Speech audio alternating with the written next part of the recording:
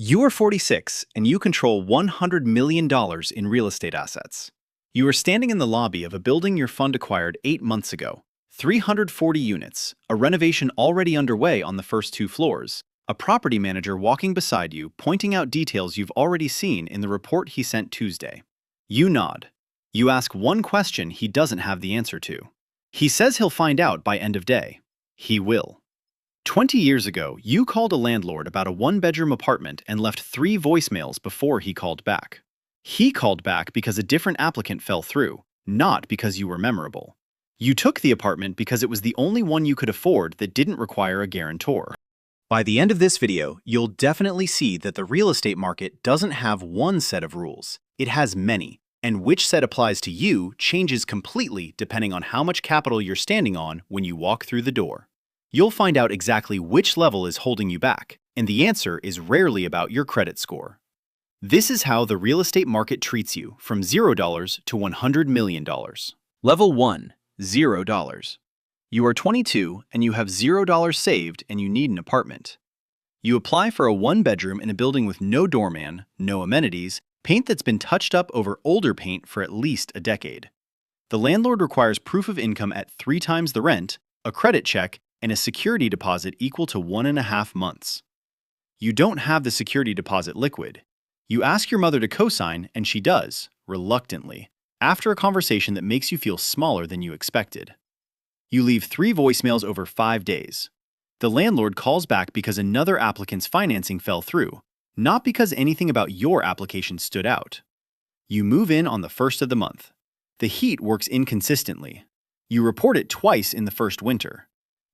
It gets fixed the second time, 11 days after the report, after you mention in the email that you know your rights under the local housing code, a fact you learned from a forum post, not from anyone who told you directly that this knowledge existed.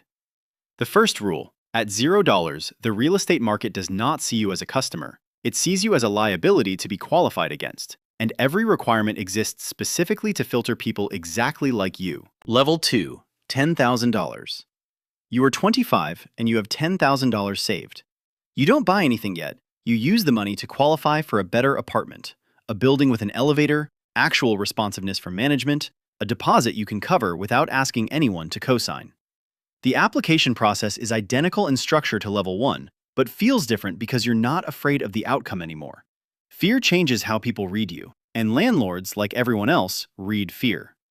You start attending open houses on weekends, not to buy, just to understand what $10,000 would mean as a down payment if you had a larger number behind it. A realtor at one open house spends 4 minutes with you before redirecting her attention to a couple clearly further along in the process. You notice this. You don't take it personally, you take it as information. You also start reading about brokerage accounts and the stock market alongside real estate. Because $10,000 sitting still is $10,000 losing ground to inflation while you wait to have enough for a down payment. This is also exactly the level where the logic of capital markets and the logic of real estate start to intersect. Because understanding how Wall Street treats different amounts of capital changes how you think about deploying the $10,000 itself. I broke down the full 5-level relationship between brokerage capital and how Wall Street actually treats you, from a $100 index fund to $100 million in private banking access, in the video appearing right now. But for now, let's stay with what happens once your real estate capital crosses into territory that actually qualifies you for something. The second rule: at $10,000, you're not in the market yet. You're studying the market from outside the glass, and the studying matters more than people give it credit for. Level 3. $100,000. You are 29 and you have $100,000 saved, enough for a real down payment on something with room to grow. You make your first offer on a small condo, $215,000. And the seller's agent calls your agent within 2 hours to ask, casually, whether your financing is solid. The question is coded.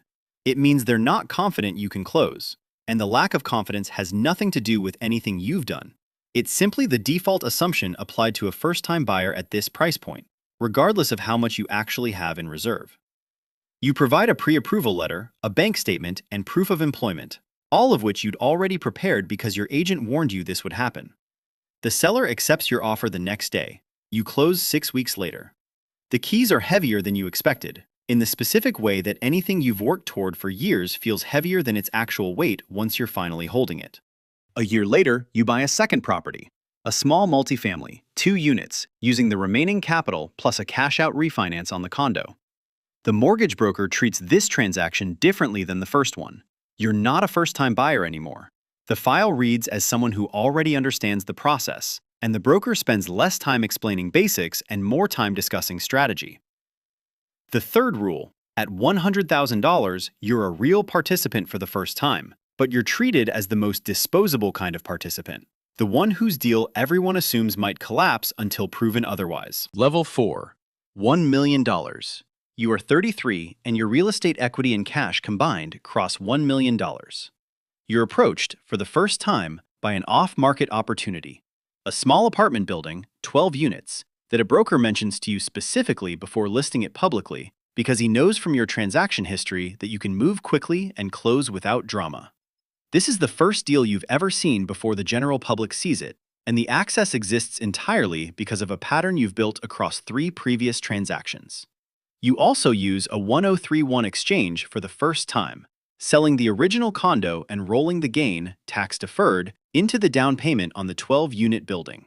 Your accountant walks you through the mechanics in a meeting that costs $600 and saves you approximately $74,000 in capital gains tax you would have owed without the exchange.